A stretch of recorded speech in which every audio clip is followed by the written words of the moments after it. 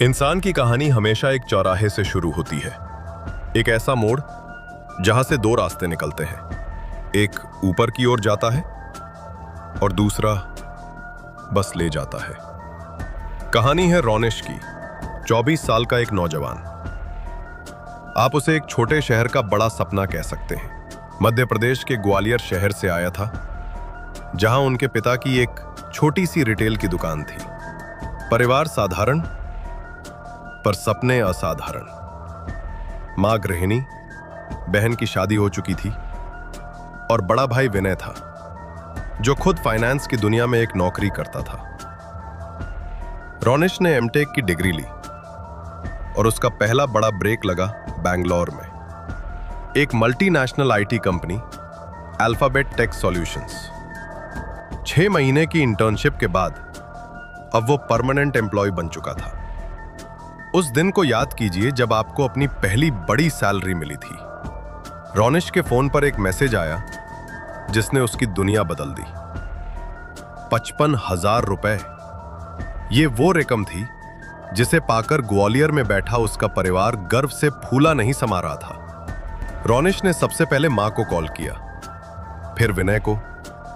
विनय ने उसे बधाई दी, पर साथ ही एक काम की बात भी कही। देख रोनिश, ये 55,000 तेरी मेहनत है, पर इसका इस्तेमाल समझदारी से करना।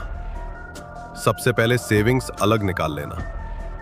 इसे ही पे योरसेल्फ फर्स्ट कहते हैं। और खर्चों का एक बजट बना ले। 50% जरूरतें, 30% तेरी इच्छाएं और 20% बचत। इस नियम को मत भूलना। रोनिश ने हां में सिर हिला दिया, पर उस समय उसके दिमाग में बैंगलोर की रंगीन गलियां घूम रही थी।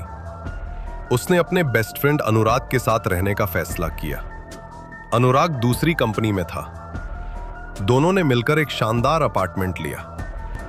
रेंट था 25,000 रुपए। रोनिश के हिस्से में आए 12,500। रोनिश अब आजाद था और इसी आजादी में उसकी एक आदत ने सिर उठाना शुरू कर दिया। उसे ब्रांडेड चीजों का शौक था। घड़ियां, जूते, कपड़े, सब कुछ बेहतरीन। अनुराग ने एक दिन उसे टोका, पर रोनिश, ये 10,000 की घड़ी जरूरत है या सिर्फ इच्छा? अगर यही पैसा किसी अच्छी जगह इन्वेस्ट करता तो बेहतर था। रोनिश को अनुराग की बात अच्छी नहीं लगी।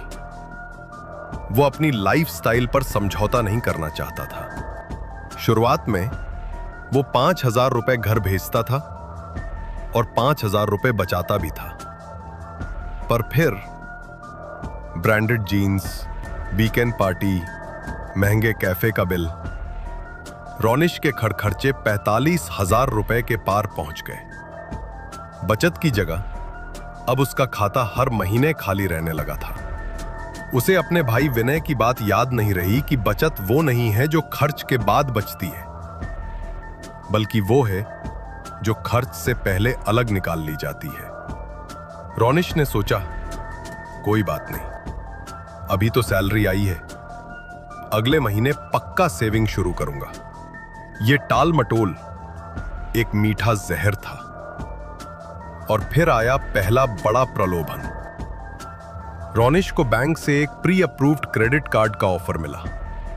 क्रेडिट कार्ड यानी इस्तेमाल अभी करो, पेमेंट अगले महीने। यह उसके इंपल्सिव स्पेंडिंग के लिए किसी टूल से कम नहीं था।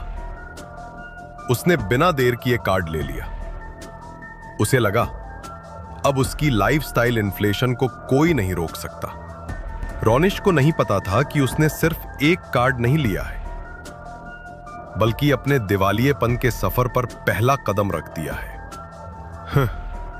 यह एक ऐसा कर्ज का जाल था जिसका ब्याज चक्रवृद्धि की तरह बढ़ता है और आदमी को धीरे धीरे अंदर तक खींच लेता है। 2 साल की नौकरी बस दरवाजे पर थी। अभी उसे आरोही से जिम में मिलना था। अभी उसे सच्चे प्यार और कड़वी सच्चाई का सामना करना था। यह तो बस शुरुआत थी। एक आईटी इंजीनियर की कहानी जो फाइनेंस की एक छोटी सी गलती के कारण अर्श से फर्श पर गिरने वाला था।